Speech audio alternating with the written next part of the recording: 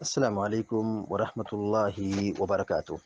الحمد للہ رب العالمین والصلاة والسلام علی اشرف الانبیاء والمرسلین نبینا محمد وعلى آلہ وصحبہ اجمعین ومن تبعهم بإحسان الى یوم الدین اما بعد۔ فعن ابی ہریرہ رضی اللہ تعالی عنہ قال كان النبي صلی اللہ علیہ وسلم يقول یا نساء المسلمات لا تحقرن جارة لجارتها ولو فرس نشاة، رواہ البخاری۔ ابھی آپ کے سامنے بخاری شریف کی ایک چھوٹی سی روایت پڑھی گئی ہے۔ حضرت ابو ہریرہ رضی اللہ تعالیٰ عنہ بیان فرماتے ہیں، کان النبی صلی اللہ علیہ وسلم یقول، اللہ کے نبی صلی اللہ علیہ وسلم کہا کرتے تھے، یا نساء المسلمات لا تحقرن جارۃ لجارتها ولو فرس نشاۃ، کہ اے مسلمان عورتوں، تم میں سے کوئی عورت اپنے کسی پڑوسن کے لیے کسی بھی چیز کو ہدیہ میں دینے کے لیے حقیر نہ سمجھے، اگرچہ وہ بکری کا پایا ہی کیوں نہ ہو۔ اس حدیث میں پیارے نبی صلی اللہ علیہ وسلم نے مسلم سماج کو، خواتین کو ایک جامع نصیحت کی ہے کہ وہ اپنے پڑوس کے ساتھ اچھا سلوک کریں، اپنے پڑوس کے ساتھ اچھا برتاؤ کریں، انہیں ہدیہ اور تحفہ تحائف دیا کریں، اگرچہ کوئی معمولی ہی چیز کیوں نہ ہو، چھوٹی ہی چیز کیوں نہ ہو۔ اپنے پڑوس کے لوگوں کو تحفہ تحائف دینے میں کبھی پیچھے نہیں رہنا چاہیے، جو ہو سکے ہمیں اپنے پڑوس کے ساتھ پڑوس کے گھر میں پہنچانا چاہیے۔ عرب سماج میں بکری کا کھر پایا بہت ہی کمتر پایا جاتا تھا۔ عرب کے لوگ گوشت کھاتے تھے، ان کے یہاں پائے وغیرہ کی کوئی حیثیت نہیں تھی۔ پیارے نبی علیہ الصلوۃ والسلام یہاں خواتین کو بطور خاص نصیحت فرما رہے ہیں کہ کوئی بھی عورت کبھی اس کو حقیر نہ سمجھے کہ وہ اپنے پڑوسن کو یہ معمولی چیز گفٹ کرے، ہدیہ دے۔ ام المومنین حضرت عائشہ صدیقہ رضی اللہ تعالیٰ عنہ بیان فرماتی ہیں کہ انہوں نے کہا ہے، اللہ کے نبی صلی اللہ علیہ وسلم، میرے دو پڑوسی ہیں، اب میں کس کو ہدیہ دوں، میں کس کو ہدیہ دوں؟ پیارے نبی علیہ الصلوۃ والسلام نے فرمایا، جس کا دروازہ تمہارے دروازے سے قریب ہو، تمہارے گھر سے جس کا دروازہ قریب ہو، اس کو ہدیہ دو۔ گویا کہ اللہ کے نبی صلی اللہ علیہ وسلم یہاں خواتین کو بطور خاص یہ تعلیم دے رہے ہیں کہ وہ اپنے پڑوسیوں کے ساتھ اچھا سلوک کریں، پڑوسن کے ساتھ اچھا معاملہ کریں، جن کا دروازہ ان کے گھر سے بہت قریب ہے، جو بالکل گھر سے لگے ہوئے ہیں، قریب ہے، ان کے ساتھ خصوصی برتاؤ کریں۔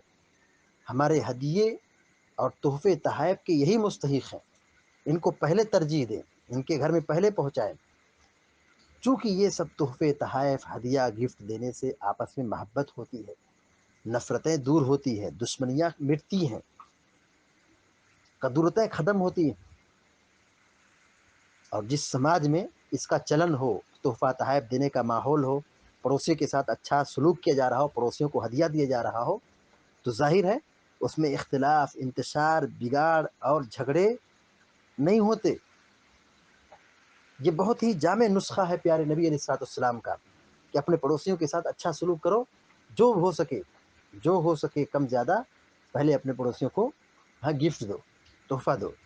ابو ذر غفاری رضی اللہ تعالیٰ عنہ سے آپ کہتے ہیں، اذا طبخت مرقۃ فاکثر ماءها وتعاهد جیرانک، کہ جب تم شوربہ بناؤ تو اس میں پانی تھوڑا بڑھا دو، شوربہ تھوڑا زیادہ کر دو، اور کچھ اپنے پڑوسیوں کو بھی دے دو، اپنے پڑوسیوں کا خیال رکھو۔ صحابی رسول حضرت عبداللہ بن عمرو بن عاص رضی اللہ تعالیٰ عنہ، یا غالباً کوئی اور دوسرے صحابی، وہ بکری ذبح کرتے ہیں، ان کے ہاں بکری ذبح ہوتی ہے، تو اپنے خادم سے کہتے ہیں کہ یہ گوشت میرے یہودی پڑوسی کو دے کر آؤ۔ تو ہمارے تحفہ تحائف کے مستحقین جو ہیں، یہ ہم اپنے پڑوسیوں کو پہلے ترجیح دیں، پڑوسیوں کو دیں۔ یہی اللہ کے نبی علیہ الصلوۃ والسلام کی تعلیم ہے۔ اس کا فائدہ یہ ہوگا کہ اختلاف نہیں ہوں گے، جھگڑے نہیں ہوں گے، عداوتیں نہیں ہوں گی، نفرتیں نہیں ہوں گی۔ اور اگر اس کی طرف توجہ نہیں دی گئی، پڑوسی کو خیال نہیں رکھا گیا، ان کے ساتھ اچھا سلوک نہیں کیا گیا تو پھر ظاہر ہے نفرت پیدا ہوگی، دشمنی پیدا ہوگی۔ تو پیارے نبی علیہ الصلوۃ والسلام کی تعلیمات یہ ہم سب کے لیے اسوہ اور نمونہ ہے کہ ہم اس کو مضبوطی سے پکڑ لیں اور اپنے پڑوسیوں کے ساتھ اچھا سلوک کریں، اپنے پڑوسیوں کے ساتھ اچھا سلوک کریں۔ اچھا سلوک کی ایک مثال یہ بھی ہے کہ ہم اپنے پڑوسیوں کو جو ہو سکے کم زیادہ گفٹ کریں، تحفہ دیں، اچھا کھانا پکے تو کھانا ان کو پہنچائیں۔ یہ پیارے نبی علیہ الصلوۃ والسلام کی تعلیمات کا حصہ ہے۔ اگر اس طرح ماحول ہو تو دعوت و تبلیغ کے لیے یا اصلاح و نصیحت کے لیے، تربیت کے لیے اور اسلام کی تعلیمات کو بتلانے کے لیے، توحید کو بتلانے کے لیے زیادہ وقت نہیں لگے گا۔